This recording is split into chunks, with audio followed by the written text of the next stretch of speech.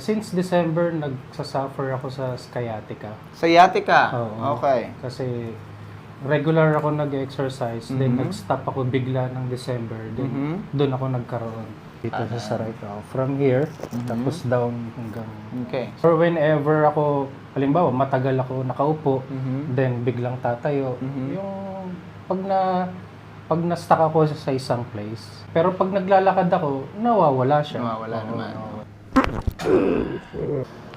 Nice. Clear. Yan. Oh. Oh. Oh, yun. Oh. Nice. Clear. Clear. Clear. Again. Ibiglain natin yung pagtayo. Go up. Oh. Wow. Oh, nakita mo kanina, 'di ba? Hirap ako